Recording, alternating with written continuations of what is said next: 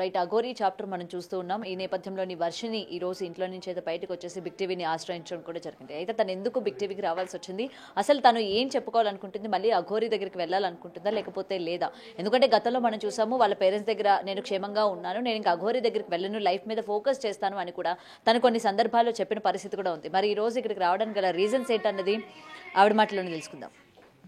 Right Varshini, first of all నిన్నటి వరకు కూడా నీ వర్షన్ వేరే ఉండే, పేరెంట్స్తో ఉన్నాను అని చెప్పి, లేకపోతే కెరీర్ మీద ఫోకస్ చేస్తాను, యూట్యూబ్ ఛానల్ నడుపుకుంటాను, లేకపోతే నీకు ఇష్టమైన యాంకరింగ్ కానీ ఏదో ఒక దాని మీద ఫోకస్ చేస్తాను, నేను ఇప్పటికే మరి వెళ్ళను అన్నట్టు నువ్వు మాట్లాడు. మరి ఈ రోజు మళ్ళీ నువ్వు రావడానికి గల రీజన్ ఏంటి? అంటే ఇంట్లో వాళ్ళు ఫ్యామిలీ వల్ల కొంచెం ఇబ్బంది ఉంది. సో ఆ విష్ణు వల్ల కూడా ఇబ్బంది ఉంది. విష్ణు మా ఫ్యామిలీని వదిలిపెట్టాడు కాబట్టి వాళ్ళు ఖచ్చితంగా విష్ణు మాట వింటారు. అది నాకు నచ్చక ఇంక నేను డిసైడ్ అయిపోయి ఎలాగో పెళ్ళి కూడా చేసుకున్నామన్నాం కదా, ఇంకా ఆ ఉద్దేశంతో వచ్చేసాను, బయటికి రావడం జరిగింది. ఓకే, సో నువ్వు అఘోరీ పెళ్లి చేసుకున్నారు? అవును, చేసుకున్నాను. ఎప్పుడు చేసుకున్నారు? జాన్ 13 టెంపుల్ దగ్గర, అమ్మవారి టెంపుల్ దగ్గర చేసుకున్నాం, విజయవాడ. అప్పుడు నీతో పాటు మీ పేరెంట్స్ ఉన్నారా? లేదు, పేరెంట్స్ గోల్డ్ చైన్ తెచ్చినప్పుడు సెకండ్ టైం మ్యారేజ్ చేసుకున్నప్పుడు అమ్మ వాళ్ళ ముందే వేయడం జరిగింది తాళి. ఇప్పుడు ఒక ఆడపిల్లకి పెళ్ళి అన్నది ఎంత సెన్సిటివ్ మ్యాటరో అందరికీ తెలిసిందే. మరి తను వచ్చి నిన్ను పెళ్లి చేసుకుంటానని చెప్పడానికి నీ దగ్గర ఎటువంటి మాటలు చెప్పింది పెళ్లికి ఒప్పించడానికి? మాటలేం చెప్పలేదు, తన జెన్యూనిటీ నాకు నచ్చింది. సో నేను తనకి నచ్చాను, ఇంకా ఇద్దరం ఓకే అనుకుని అన్నిటికీ ఓకే అనుకుని తెగించి పెళ్లి చేసుకోవడం. కానీ ఆమె సనాతన ధర్మాన్ని కాపాడడానికి వచ్చాను, ఇలాంటి బంధాలు బంధుత్వాలు ఉండకూడదనే కదా ఆమె అఘోరీలాగా దీక్ష తీసుకున్నానని చెప్పారు. మళ్ళీ నీలాంటి బంధంలోకి రావాల్సిన కారణాలు ఏంటి అసలు, మళ్ళీ నీతో బంధం ముడిపడగడానికి? మెయిన్ నేనే దానికి ఫస్ట్ నేనే అడిగాను, ఇలాగ మ్యారేజ్ చేసుకుంటే నీకు ఒక తోడు ఉంటుంది, నాకు ఒక తోడు ఉంటుంది కదా, ఇద్దరం కలిసి ఉంటాం కదా అని చెప్పని నేనే ఒప్పించుకున్నాను. నువ్వే మ్యారేజ్ ప్రపోజల్ పెట్టావు? అవును. ప్రపోజ్ చేసావా? లేదు, ఇలా డైరెక్ట్ పెళ్లి గురించి మాట్లాడిన, ప్రపోజింగ్ ఏం లేదు. అన్నాక ఆలోచించుకుని వన్ డే మొత్తం, తర్వాత నెక్స్ట్ డే పెళ్లి. ఆమె నీకేం చెప్పలేదా, వద్దు నా దారి వేరు నీ దారి వేరు, నీకు ఇంకా చాలా భవిష్యత్తు ఉంది, ఎందుకు ఇవన్నీ అని చెప్పి? అంటే తను కూడా యాక్సెప్ట్ చేసింది. ఎలా అంటే ఓకే నాకు కూడా ఒక తోడు ఉంటే కదా అన్నట్టు యాక్సెప్ట్ చేసింది. కానీ ఎప్పుడు కూడా నాకు ఆ శివయ్యే తోడు, నేను శివుడి దీక్షలోనే ఉంటాను, నేను ఆ శివుడితోనే ఉంటాను అని చెప్పిన ఆమెకి తోడు అవసరం అంటావా? మళ్ళీ ఎందుకు తోడు కోరుకుంది? ఏమో దేవుడు ఇలా రాశాడేమో కదా, ఎప్పుడు ఎలా మారుతుంది అనేది మనం చెప్పలేం. సో దేవుడు ఇలా రాశాడు, జరిగిపోయింది అంతే.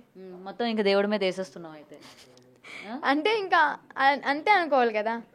ఇప్పుడు సమాజం ఒప్పుకోవట్లేదు, అలా అని చెప్పి విడిపోం కదా. సమాజం ఒప్పుకోదు, ఒక అబ్బాయితో వెళ్తానన్నా ఒప్పుకోదు. డెఫినెట్లీ నేను అదే చెప్తున్నా, ఒప్పుకోదు. కానీ మేము ఇష్టపడ్డాం కాబట్టి మేము కలిసి ఉంటాం, ఎవరేం అడ్డు చెప్పినా కానీ మేము కలిసి ఉంటాం. సరైన ఇల్లు లేదు, సంపాదన లేదు, ఏమీ లేదు, ఏం నమ్మి నువ్వు వెళ్తానంటున్నావు? ఎక్కడ ఉంటావు ఏంటి? వాళ్ళ అమ్మ నాన్నకే సరైన ఇల్లు లేదు అక్కడ మనం చూసుకుంటే, నువ్వు వెళ్ళి ఎక్కడ ఉంటావు? సర్వస్వం తనే అనుకున్నప్పుడు తను ఎలా అయితే బతుకుతున్నాడు నేను అంతే బతకడానికి సిద్ధపడ్డాను. ఈ రోజున్న ఇదే కాన్ఫిడెంట్ నీకు రేపు ఉంటుందంట అనుకుంటున్నావా? తనతో ఉన్నంతకాలం ఇలానే ఉంటాను. ఎంతకాలం ఉంటావు అసలు? జీవితాంతం. ఇవాళ అందరి సాక్షిగా పెళ్లిళ్ళు చేసుకున్న వాళ్ళే 2-3 రోజులు 2 సంవత్సరాలు కూడా ఉండలేకపోతున్నారు. జీవితాంతం నువ్వు ఎలా ఉండగలుగుతున్నావు? మేము అందరి సాక్షిగా పెళ్లి చేసుకోలేదుగా, మా మనసులు కలిసినాయి కాబట్టి పెళ్లి చేసుకున్నాం. అంటే పెళ్లి చేసుకున్న వాళ్ళ మనసులు కలవకుండానే పెళ్లిళ్ళు చేసుకుంటున్నారా? అంటే కొన్ని ఇష్యూస్ వాళ్ళు అర్థం చేసుకునే దాన్ని బట్టి ఉంటాయి. మేము ఎన్ని గొడవలు పడ్డా గానీ చిన్న చిన్న గొడవలకి విడిపోయేంత స్థితికి అయితే రాము. జీవితాంతం ఇంత షార్ట్ టైంలోని అంతలాగా ఎలా నమ్మేవమ్మా? మొత్తం కూడా అతనే నాకు ఇంకా అన్నట్టు మాట్లాడుతున్నావు. జెన్యూనిటీ నచ్చింది. ఏం జెన్యూనిటీ చెప్పాడు నీకు? మొత్తం అంటే ఎట్లా చూసుకుంటానని చెప్పాడా, లేకపోతే నీకు ఇన్ని రోజుల ప్రయాణంలోనే ఆయన జెన్యూనిటీ ఏం కనిపించింది? ఇవన్నీ మీరు అడిగితే ఇంకా నేను చెప్పలేను. చెప్పాలి కదా ఎందుకంటే తన జెన్యూనిటీ నాకు నేను చూశాను కాబట్టి నాకు మాత్రమే అర్థమవుతుంది. మీకు చెప్పినా కూడా అర్థం కాదు, అది నేనే చూశాను కాబట్టి నాకే అర్థమవుతుంది. మాకెవ్వరికి కనబడని జెన్యూనిటీ, ముఖ్యంగా ప్రజలకి కనబడని జెన్యూనిటీ నీకెక్కడి నుంచి కనిపించింది? తనలో నుంచే కనిపించింది. తను ఉన్న అంటే అబద్ధం చెప్పలేదు, ఏమీ లేదు. తన ఫీలింగ్స్ అని నాతో షేర్ చేసుకున్నాను, తన విషయాలన్నీ షేర్ చేసుకున్నాను, పర్సనల్ విషయాలు నేను అంతే షేర్ చేసుకున్నాను. సో ఓకే అనుకున్నాను. గ్యాప్ లో వాళ్ళ ఫ్యామిలీ మెంబర్స్ ఎప్పుడైనా మాట్లాడించారు నీకు? ఇంటికి కూడా వెళ్ళాను నేను. ఇంటికి కూడా తీసుకెళ్ళాను. పెళ్లి చేసుకున్నామని చెప్పాము, ఆశీర్వాదం తీసుకున్నాం, వాళ్ళు ఓకే అన్నారు. ఓకే నీకు ఒక తోడు దొరికింది కదా, హ్యాపీ, నేను చూసుకోవడానికి ఒక అమ్మాయి ఉంది అని వాళ్ళు హ్యాపీ ఫీల్ అయ్యారు. వాళ్ళ పేరెంట్స్ అందరికీ తెలిసి అయితే అబ్జెక్షన్ ఎవరు చెప్పలేదు? లేదు. నెక్స్ట్ ఏం చేయబోతున్నావు ఇప్పుడు? నీకు 23 years, లైఫ్ మీద ఒక గోల్ అన్నది ఏం లేదా నీకు అసలు? ఇట్లా నేను ఉండాలి, ఇలా సక్సెస్ అవ్వాలి, మనీ సంపాదించాలి అని చెప్పి గోల్ అంటే ఉండేది ఒక 4 months బ్యాక్. ఇప్పటి నుంచి ఏం లేదు, తనని మంచిగా చూసుకుంటే చాలు. తనని నువ్వు చూసుకుంటావు, తన కారులో తిరుగుతా ఉంటే నువ్వు క్యారేజ్ కడతావా? అయ్యో అలా కాదు, వంట అవును అంతే కదా, వంట చేసి పెడతాను మంచిగా. ఏం తిన్నాను చెప్పింది మరి అఘోరి, భోజనమే తిన్నానని చెప్పింది. భోజనం తింటుంది కదా, నేను వచ్చిన దగ్గర నుంచే పప్పు అన్నం తింటుంది కొంచెం అంతే. మరి ఆ మధ్య గుడిలో మంచిగానే తినింది, కూర అన్ని వేసుకొని బాగా తినిందిగా మరి. ఏ గుళ్ళో? గుడిలో కిందన భూమి మీద అన్నం అది వేసుకొని తినింది కదా మరి. అంటే నేల మీద తింటాను అని చెప్పింది కాబట్టి నిరూపించుకోవడానికి తింది. ఇప్పుడైతే నాకు తెలిసి పప్పు అన్నం లైట్ గా తింటారు అంతే. ఇప్పుడు ఇదే లైఫ్ అనుకుంటున్నావు, ఆమెకి వండి పెట్టుకుంటా చేసుకుంటా, ఆమె కారులో ఎక్కడికి తిరిగితే అక్కడికి క్యారేజీలు మోసుకుంటా తిరుగుతాం. మీరు ఒక పని మనిషిలా చెప్తున్నారు, కానీ నేను ఒక భార్యలాగా చూసుకుంటున్నాను అంతే. భార్యలా చూసుకుంటున్నావు, ఆయన భర్త అనుకుంటున్నావు. ఎస్. ఆయన ఒక ట్రాన్స్జెండర్ అంటారు సమాజం, ఏం చెప్తావు? ఎవరెన్నైనా అనుకోండి, నాకు నా ఇదిగా మాత్రం తను ఒక బాయ్ లా చూస్తున్నాను కాబట్టి నాకు బాయ్.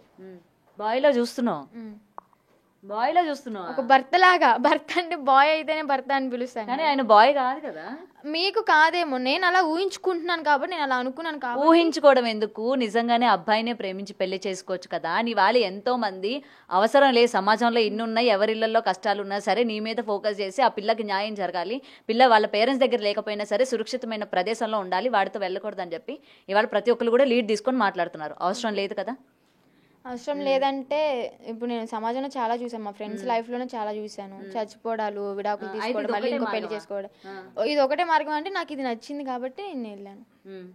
సో ఇట్లానే కంటిన్యూ అవ్వాలి, ఇలాగే కంటిన్యూ అవ్వాలి. నువ్వు కూడా అఘోరి దీక్ష తీసుకొని అలాగే తయారవుతావా? అంటే అలాగే అంటే సాధన నేర్చుకుంటాను.